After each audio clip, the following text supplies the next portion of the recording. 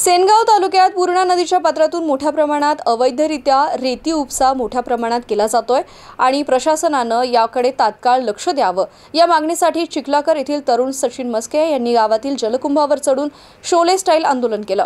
सेनगाव तालुक्यात पूर्णा नदी पात्रातून रात्रंदिवस रेती माफियांकडून मोठ्या प्रमाणात अवैध रेतीचा उपसा केला जातोय। या अवैध रेती उपशामुळे शासनाचा लाखो रुपयांचा महसूल बुडीत निघतोय। या रेती माफियांकडून घातपाताची आणि अरेरावीची भाषा वापरून आपल्या मुजोरीची कायम दहशत ठेवण्याचा प्रकार होत असल्याचा आरोप निवेदनात करण्यात आलाय। Bharat Shinde, MCN news, Sengaon Hingoli.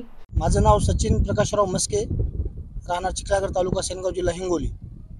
मी 8 तारखेला हिंगोली येथे कलेक्टर साहेबांच्या कॅबिनला निवेदन दिलेलं आहे, SP साहेबांना निवेदन दिलेलं आहे आणि ADO साहेबांना निवेदन दिलेलं आहे। नंतर मग थोडा उशीर झाल्यामुळे तिथं दिलेलं नाही। नंतर मी शेनगाव तहसील आणि पोलीस स्टेशन दोन्हीला बी निवेदन दिलेलं आहे।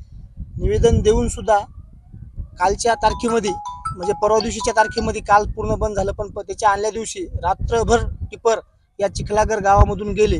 40 ते 45 टिपर या चिखलागर गावामधून आमच्या रोज नाईटला सकाळी 8 वाजेपर्यंत चालू आहेत। आणि नवीन आमच्या गावामध्ये डांबर रोड झालेला आहे।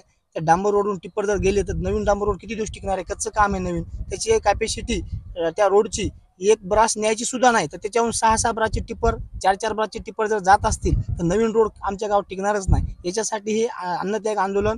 आणि दुसरं विशेष म्हणजे आमची जलजीवन जे मिशनची जे पाईपलाईन झालेली तर या टिप्परवाल्यांनी पूर्ण टोटल पाईपलाईन फोडलेली, एकही पाईपलाईन आमची राहिली नाही। अख्ख्या गावामध्ये एकही महिलेला तुम्ही एकदा प्रश्न विचारा, महिला असतील, माणसं असतील, सगळे गावातले आमचे वडीलधारी मंडळी सगळे सांगतील तुम्हाला